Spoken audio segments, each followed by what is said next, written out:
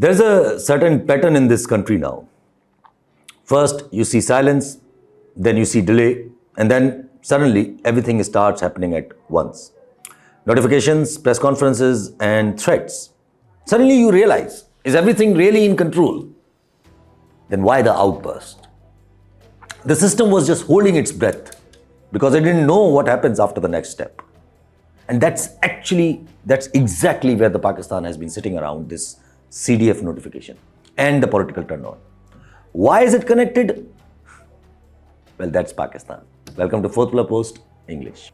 It began with the same pattern. Plans made in closed rooms, then leaked in fragments by friendly journalists, then denied by ministers and the government officials, and finally forced through in one chaotic burst that tells you more about the panic than the plan. Let's put the architecture on the table first. We changed the constitution, we created a new post, CDF, without changing the actual power center. We tied the new post to the old power center, Army Chief. We inserted the Vice Chief into the Army Act, which is, quietly, as a future escape hatch. We expected tenures without revising notifications properly.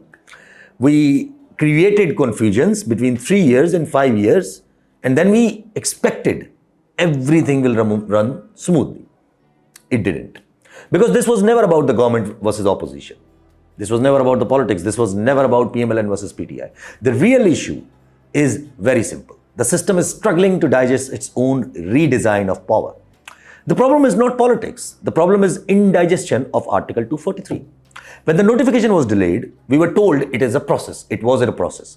We were told its rules and regulations. Headquarters are being set up. Legal drafting is going on. Committees are being made. In reality, the same people who thought they were centralizing power discovered that the centralization without the safe switch or with the safe switch is not power. It's a trap. So they held it. They fought over it. And they finally decided to go on with it. In a truest sense, it's not the difference of opinion. It's a realization. It was a realization. Realization that you cannot permanently merge CDF and Army Chief in one post and pretend this is normal military structure. Realization that lifetime immunity, lifetime exceptions, and no safe switch is not the stability. It's a future accident waiting to happen. Realization that if you don't separate the locus of power, you will eventually lose control of it. But instead all of this, they blamed politics. They floated stories that Nawaz Sharif is blocking it. Then the government is resisting. Then that PTI is trying to sabotage the process. Meanwhile, the same government that pushed the 27th Amendment is now being told, explain the delay.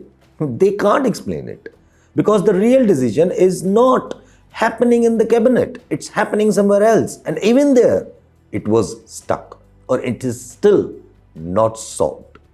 If this was truly about Nawaz, the 27th Amendment would have passed. If this was just about Mufad, personal benefit, you wouldn't see this level of panic. If it was simple as Nawaz wants his own man, then after so much bad blood, what miracle is Nawaz expecting from them? After the appointment is done, after the blackmail, he thinks they are going to stand with him. It makes no sense. The delay wasn't a political fight. It was the system looking at itself and asking, do we really want CDF and Army Chief to be the same person for the next 5 years with no safe switch? That was the real question. That's why the hints started leaking. CDF and Army Chief should be separate. People started speaking about it. Vice Chief appointment should matter. People started speaking about it. Roles should be divided. That was the discussion. And interestingly, alongside this, another line started floating. Imran Khan should be released and politics should be allowed to breathe. Now that was the idea until Imran Khan just gave up everything. See, both the ideas came together, but both were pinned on Nawaz Sharif. Neither actually originated from Nawaz Sharif. Because again, this is not Nawaz Sharif versus Khan story. This is a power center versus safe switch story now. So now came the notification. One-line summary. The matter has been resolved in a completely non-political way. On paper, at least. The CDF notification finally appears. It explicitly says that the CDF will continue concurrently with the Army Chief. even though on paper there is technically no separate army chief post. Along with that, the air chief gets an early 2-year extension. He's supposed to retire in 2026, but he already got the extension. While the naval chief is just standing there. Logically, this makes no sense. If this was only about the Mufad and what we saw, the 2 years extension and everything, you would not slam the brakes for the days and then suddenly resolve it in all 15 minutes between a press conference and a summary. The exact same people, the ministers, the law minister, who were saying that process is underway, suddenly after 15 minutes discovered that all the processes, all the rules, all the structures can be completed in a single afternoon. Conveniently, right after the serious pressure builds and serious questions start getting asked. So again, the real issue hasn't been solved. It has been just pushed forward. CDF is appointed, the same men continues, air chief is rewarded, vice chief is still missing, the safe switch is still missing, and the first ever chief of defense staff notification of Pakistan is already carrying a question mark over its head.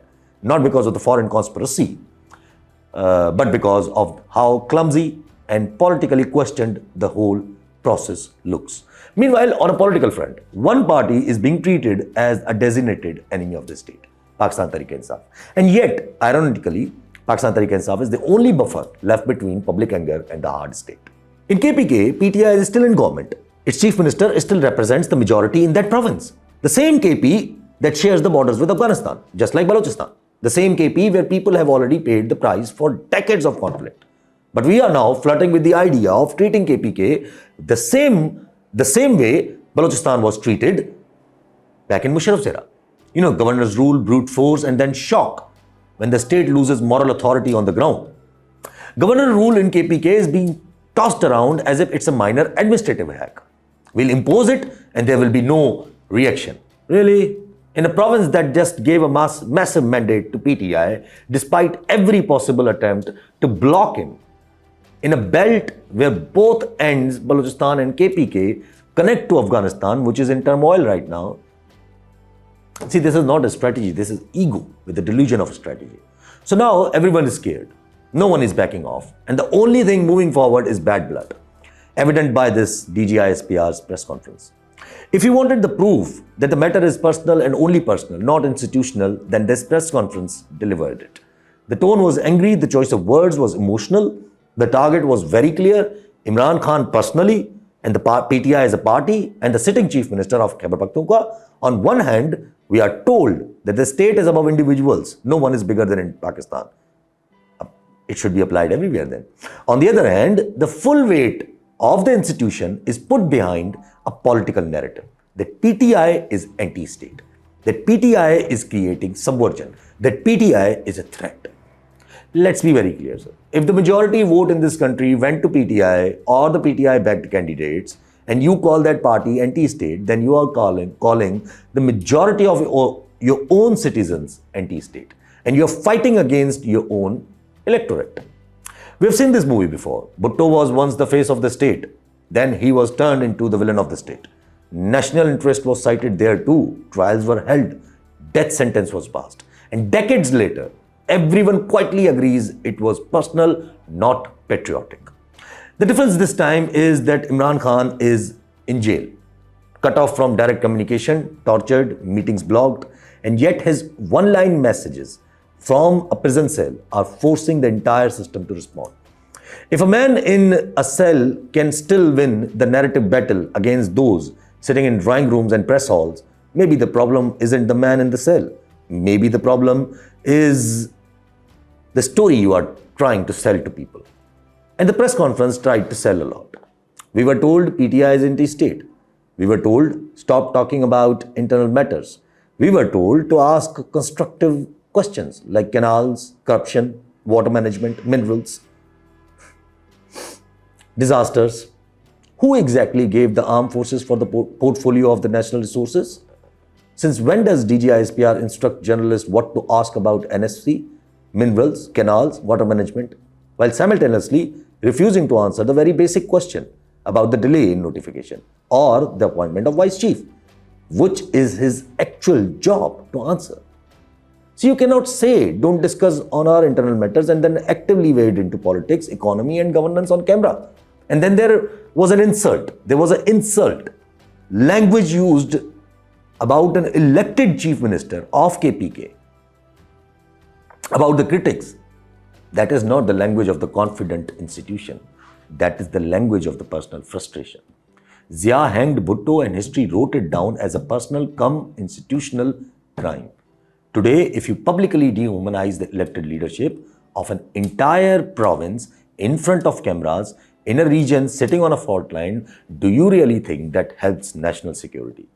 Or are you simply converting the political disagreement into long-term resentment?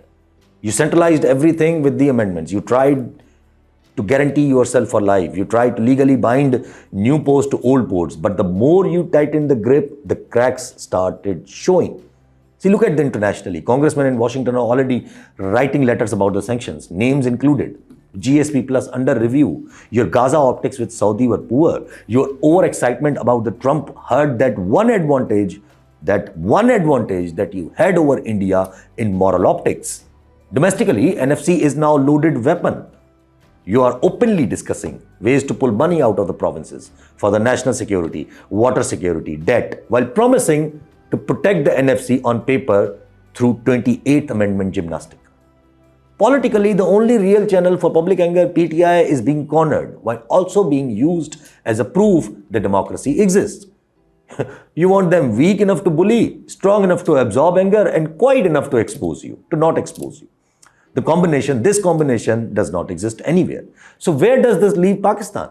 We are now in a zone where two things simultaneously are true. Martial law is hotter than before now. The probability of it, the delay, the confusion, the international environment, the visible weakness, all of it shows that it will not be clean takeover.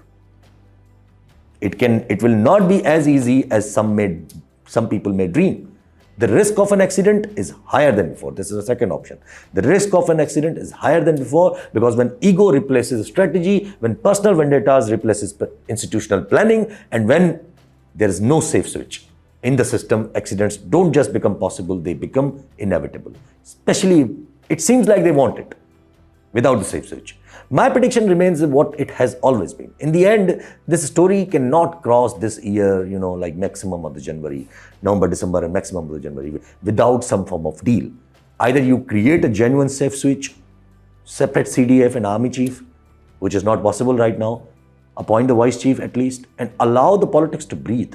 Or you drag this personal war to a point where external pressures plus internal resentment force a messy reset on us. Between those two, there is only one rational option. Unfortunately, we are not being ruled by rationality right now. We are being ruled by ego, fear, and illusion that one more press conferences, one more notification, one more extension will finally make the anxiety go away. But it won't.